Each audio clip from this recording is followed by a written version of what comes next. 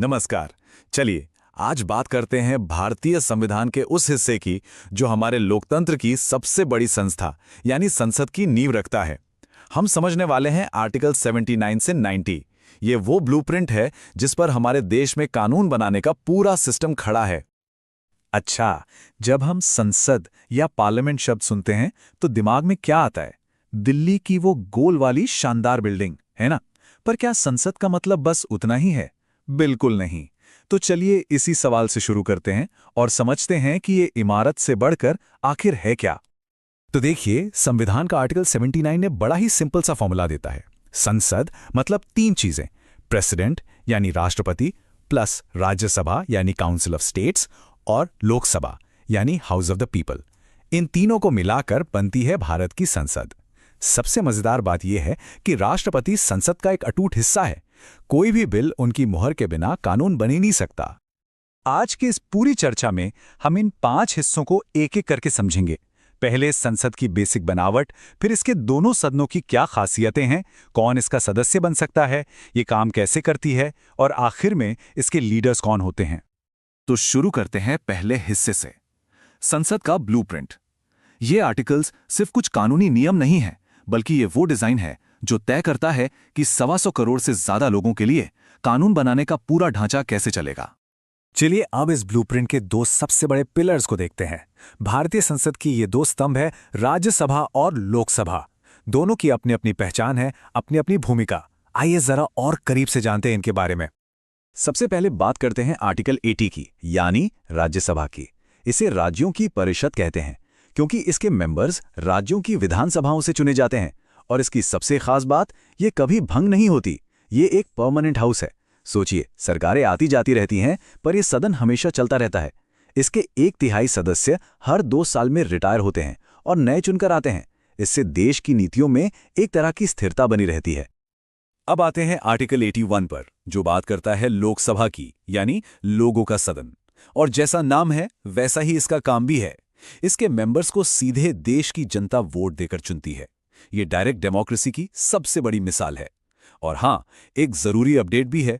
2020 में 104वें संविधान संशोधन के बाद एंग्लो इंडियन समुदाय से सदस्यों को नॉमिनेट करने की जो व्यवस्था थी, वो अब खत्म कर दी गई है। तो इस स्लाइड पर एक नजर में सब कुछ साफ हो जाता है। एक तरफ है राज्यसभा, जो राज्यों की आवाज है, एक परमानेंट और अनुभवी सदन। तो दूसरी तरफ है लोकसभा, जो सीधे जनता का फैसला लेकर आती है और हर 5 साल में नई ऊर्जा के साथ बनती है। हमारे लोकतंत्र के लिए ये दोनों ही संतुलन बेहद जरूरी हैं। अगला आर्टिकल है 82 यानी परिसीमन या डिलिमिटेशन। ये एक बहुत ही जरूरी प्रक्रिया है। आसान भाषा में समझें तो हर जनगणना के बाद लोकसभा सीटों की बाउंड्री को फिर से बनाया जाता है ताकि हर सांसद लगभग बराबर आबादी को रिप्रेजेंट करे। ये लोकतंत्र को फेयर बनाए रखने का एक तरीका है। हालांकि फिलहाल इस प्रक्रिया को 2026 तक के लिए फ्रीज कर दिया गया है। ठीक है, संसद का ढांचा तो समझ लिया, पर इन सदनों में बैठेगा कौन और कितने समय के लिए?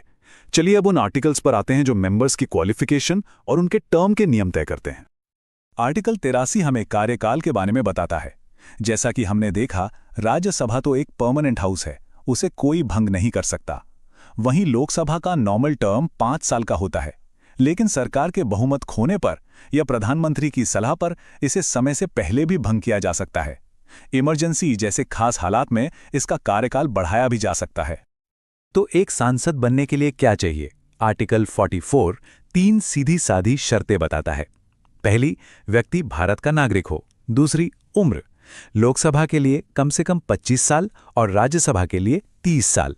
और तीसरी, वो सभी योग्यताएं पूरी करता हो जो संसद ने कानून बनाकर तय की हैं। अब जब सदस्य चुन लिए गए, तो संसद अपना काम कैसे करती है?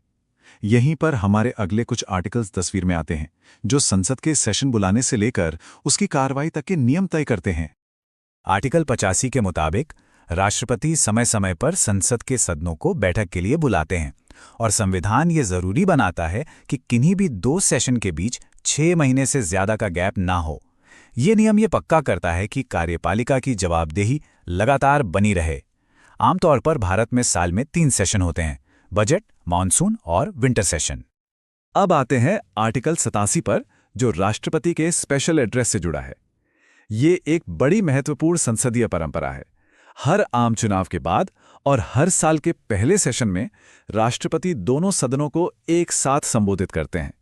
इस भाषण में सरकार की आने वाली नीतियों और योजनाओं का एक खाका होता है। आर्टिकल 88 में एक बहुत ही दिलचस्प नियम है। ये मंत्रियों और भारत के अटॉर्नी जनरल को एक खास अधिकार देता है। वो किसी भी सदन की कार्यवाही में हिस्सा ले सकते हैं, बोल सकते हैं, लेकिन वोट सिर्फ उसी सदन में डाल सकते हैं जिसके वो सदस्य हैं। इसका मकसद ये है कि सरकार अपनी नीतियां दोनों सदनों में असरदार तरीके से रख सके। हमारी इस यात्रा के आखिरी हिस्से में हम सदन के नेतृत्व को समझेंगे। किसी भी सभा को ठीक से चलाने के लिए एक अध्यक्ष की जरूरत होती है, संसद भी इससे अलग नहीं है। चलिए राज्यसभा के लीडरशिप के स्ट्रक्चर पर नजर डालते हैं। आर्टिकल 89 साफ कहता है कि भारत के उपराष्ट्रपति ही राज्यसभा के एक्स ऑफिशियो चेयरमैन होंगे, यानी जो भी व्यक्ति उपराष्ट्रपति बनेगा वो अपने आप राज्यसभा का सभापति भी होगा। उनकी मदद के लिए सदन अपने सदस्यों में से एक डिप्यूटी चेयरमैन चुनता है और आर्टिकल 90 डिप्यूटी चेयरमैन के पद से इस्तीफा देने या हटाए जाने की प्रक्रिया बताता है। चलिए, अब तक हमने जो भी आर्टिकल्स देखे हैं उन्हें एक साथ एक नज़र में समेट लेते हैं।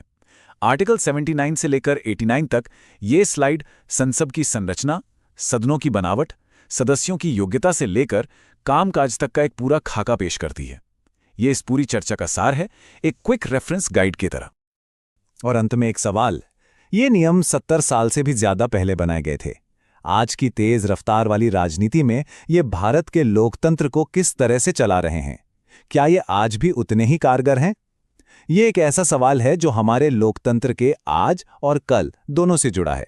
इस पर सोचेगा जरूर।